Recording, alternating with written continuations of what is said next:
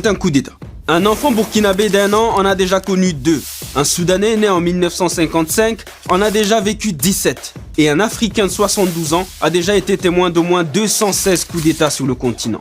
Cela fait de l'Afrique la championne incontestée des putschs, bien loin devant l'Amérique du Sud et l'Asie de l'Est. C'est quoi le problème? Dans la plupart de nos États, les institutions sont extrêmement fragiles. L'armée semble être la seule institution qui fonctionne. Les États africains sont-ils malades de leurs armées? Ou plutôt les armées africaines sont-elles victimes de leurs États?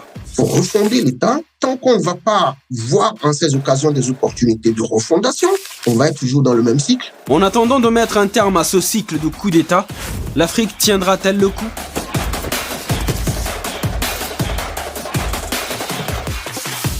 Guette ça. Sur les 487 coups d'État réussis ou ratés depuis 1950, 216 ont eu lieu en Afrique selon la VOA. Ces 2 dernières années, le continent a connu 6 coups d'État et 2 tentatives de coups d'État. Au Burkina Faso, au Tchad, en Guinée, au Mali et au Soudan, les militaires ont réussi. Au Niger et en Guinée-Bissau, ils ont échoué. Pourquoi l'Afrique connaît autant de coups d'État en une si courte période? De façon directe, je crois que ce que nous observons est principalement le résultat de la malgouvernance. Juste Kodjo a servi une 20aine d'années dans les FAB, les forces armées béninoises. Dans les causes, il inclut aussi ce qu'il appelle les pesanteurs géopolitiques. La plupart des pays que vous avez cités sont de plus en plus la convoitise d'un certain nombre d'acteurs extérieurs. On y reviendra. Intéressons-nous d'abord à cette statistique assez révélatrice. Sur les 8 putschs enregistrés ces 19 derniers mois, 6 ont eu lieu dans la même sous-région, l'Afrique de l'Ouest. Cette région a quelque chose en commun. Il s'agit de la croissante insécurité qui est causée par l'extrémisme violent. La chercheuse et militante Farida Nabourema décrit une atmosphère politique délétère. Dans le cas du Mali et du Burkina Faso, nous avons vu les populations manifester dans les rues plusieurs mois durant, surtout au Mali, pour exiger plus d'action de la part du gouvernement, pour dénoncer déjà certains problèmes auxquels ils faisaient face. L'atmosphère politique y serait délétère parce que depuis les indépendances, les systèmes politiques et militaires en place ne sont pas adéquats. Ni pour résoudre les crises sociopolitiques majeures, encore moins les crises sécuritaires.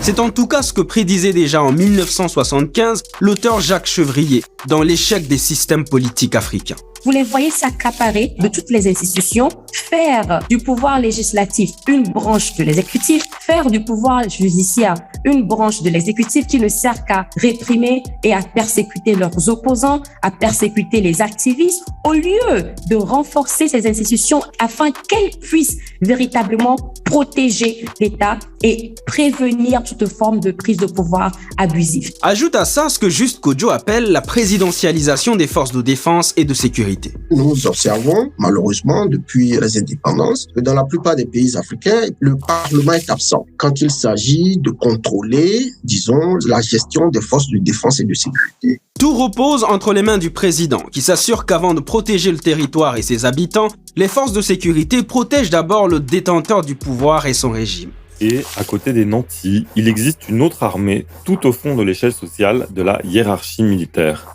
Elle est faite de tous ces marginalisés en uniforme, miséreux, clochardisés, au cœur d'une galaxie où les privilégiés affichent scandaleusement leur puissance et leur richesse. Et ce système a un nom.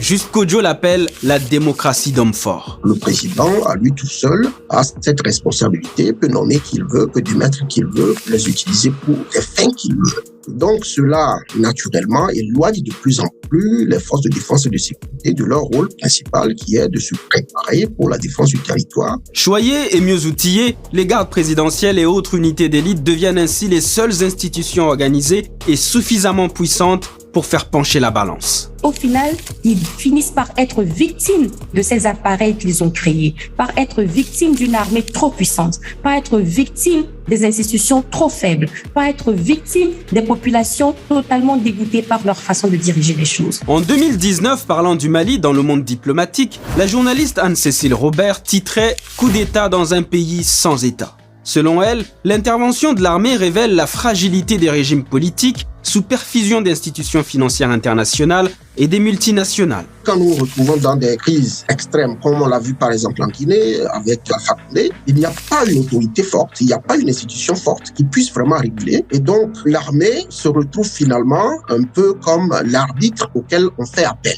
L'autre chose que la plupart de ces pays ouest-africains ont en commun, c'est leur passé colonial avec la France. Ces États, ces dirigeants sont toujours restés dans un système néocolonial. Alors nous avons la renaissance d'un brin de panafricanisme, la renaissance de pouvoir libérer l'Afrique des systèmes politiques et économiques qui ne permettent pas aux populations africaines de vivre dans la dignité. En février 2022, Nana Akufo-Addo, président du Ghana et à l'époque président de la CEDEAO, constatait ainsi un phénomène contagieux sur fond de lutte antiterroriste et de guerre d'influence entre l'Occident et la Russie. Il est important d'intégrer cela dans toutes nos analyses, non pas pour jeter la pierre à X ou à Y, mais tout simplement reconnaître la réalité et pouvoir prendre les mesures qu'il faut pour pouvoir atténuer un peu les impacts de cette rivalité qui, comme je dis, on n'a pas le contrôle. Ça a été le cas par le passé, c'est le cas actuellement. Il y a rivalité parce qu'il y a reconfiguration géopolitique, mais pas que.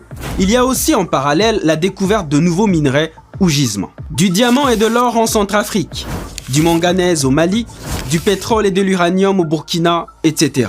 Toutes ces nouvelles ressources, tous ces nouveaux minerais qui sont stratégiquement importants pour des pays comme les États-Unis ou la France, pour eux, il faut faire en sorte que soit c'est eux qui ont le contrôle donc de ces espaces, ou alors faire en sorte que ce ne soit pas leurs rivaux qui aient le contrôle de ces espaces. Mais contrairement à la période de la guerre froide, il y a une donne qui change tout. Une jeunesse africaine de mieux en mieux informée et de plus en plus active contre ce qu'elle perçoit comme de l'impérialisme et du néocolonialisme. Et donc, moi je prédisais à l'époque déjà qu'avec les réseaux sociaux, le développement des nouvelles technologies, l'accès à l'information, cette jeunesse africaine finirait par avoir accès à toutes les informations et parfois, pas toujours des informations fiables, mais des informations sur la base desquelles elle finirait donc par agir. Du coup, il n'est pas surprenant, selon Faridana Bourema, de voir cette jeunesse-là, qu'elle soit civile ou militaire, s'engager de plus en plus dans le renversement des régimes défaillants. Quand l'État n'arrive pas à protéger les citoyens et à garantir les droits, quand l'État ne permet pas aux populations de choisir eux-mêmes leurs dirigeants dans les conditions normales, on ne peut qu'avoir une jeunesse qui réagit et une jeunesse qui est prête à se battre pour obtenir ce qu'elle veut. Et pour obtenir ce qu'elle veut, elle n'hésite plus à faire appel à l'armée, souvent frustrée ou se sentant délaissée par le pouvoir central. Dans certains cas, l'armée a été plus ou moins appelée par les populations, par la jeunesse, à prendre le dessus. Et cela laisse à réfléchir et devrait conduire les chefs d'État de l'autre sous-région à comprendre qu'il leur faut absolument tenir compte de la volonté du peuple. Une fois au pouvoir, les putschistes ouest-africains se réclament soit sankaristes et ou rollingistes, deux militaires du Burkina et du Ghana arrivés au pouvoir par coup d'État et auxquels on reconnaît le mérite d'avoir redressé le pays. Mais ont-ils l'étoffe de Thomas Sankara ou de Jerry Rawlings? Quand ils arrivent au pouvoir, il faut qu'ils fassent un choix. Soit ils choisissent de s'allier à l'allié classique de la France et être en déphasage avec les positions de leur population, ou alors ils choisissent de s'éloigner de la France à leur risque et péril aussi. Dans ces démocraties jeunes mais essoufflées, Jusqu'au Joe propose de sauver l'État de lui-même. Ce qui se fait actuellement, c'est un modèle de transition politique, de retour à l'ordre constitutionnel, avec pour seul objectif les élections. Il faut changer ce paradigme. Pour lui, il faut voir en ces coups d'État des opportunités de refondation de l'État. Après tant de souffrance, vous ne pouvez pas, à chaque fois qu'il y a un coup d'État, donner comme objectif l'organisation d'élections. Ça manque de sérieux, aussi bien pour la communauté internationale qui met ses pressions que pour les acteurs eux-mêmes. Il faudra ensuite, selon lui, adopter de nouveaux modèles politiques. Il propose par exemple ce qu'il appelle la consancratie, un modèle de gouvernance fondé sur le consensus et adapté aux réalités africaines. Et quand je dis réalité, c'est à la fois réalité sociologique, réalité socio-économique, réalité géopolitique et tout le reste. Au final, les récents coups d'État sont, d'après Faridana Bourema, un message. Le message clair de la jeunesse à ses dirigeants. C'est le moment, en fait, pour chaque dirigeant africain de réaliser que l'heure est grave, qu'ils font face à eux une jeunesse qui n'est pas passive, à une jeunesse qui n'abandonne pas et à une jeunesse qui ne s'assiera pas et les regardera faire sans broncher. Qu'en pensez-vous? Ces coups d'État sont-ils une bonne ou une mauvaise chose? En Afrique, les coups d'État se multiplient souvent dans des pays où les présidentielles passent mais les présidents demeurent. Ces deux hommes ont été arrêtés par la police criminelle pour viol d'une jeune fille de 14 ans dans la ville de Yamoussoukro. Les faits se sont déroulés le mercredi 15 mars 2023 sur la route de Diakro, un village situé à Yamoussoukro, la capitale politique ivoirienne. Félix Kofi-Thiemi, âgé de 41 ans, chauffeur de taxi dans cette capitale, le jour des faits, il était en compagnie de Honoré Nguessan, 43 ans et sans emploi.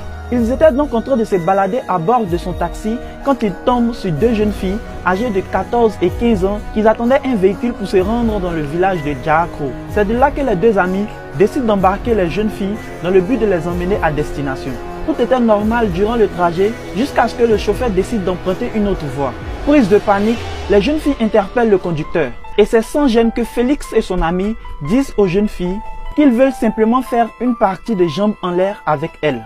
Ils ajoutent encore que si elles refusaient, ils seront obligés de le faire de façon brutale. Immédiatement, l'une des jeunes filles a pris son courage à deux mains pour se jeter en dehors de la voiture pendant qu'elle était en circulation. Cette jeune fille est âgée de 15 ans et répond au nom de Amouen Naomi Yobwe. Elle a donc fait preuve de bravoure pour interpeller la police criminelle de Yamoussoukro. Dans les heures qui ont suivi, les malfrats ont été capturés. Ils étaient toujours à bord de leur taxi, mais la deuxième jeune fille n'y était pas. Après une série de questions, les malfrats finissent par avouer leur manigance, mais ils nient avoir violé la jeune fille de 14 ans. Selon eux, ils avaient certes l'intention, mais la jeune fille s'est débattue comme elle pouvait et ils ont fini par l'abandonner sur la route de son village avant de continuer leur chemin. Néanmoins, la police a retrouvé dans leur véhicule les chaussures de la victime, son peigne et des perles communément appelées baya qui ont cédé sous les coups des malfrats. Heureusement, la jeune fille a été retrouvée un peu plus tard. Par la suite, elle a fini par tous les dénoncer.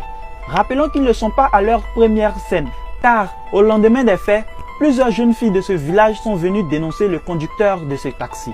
Félix Kofi-Thiemi et son complice seront donc conduits devant le parquet pour répondre de leurs actes.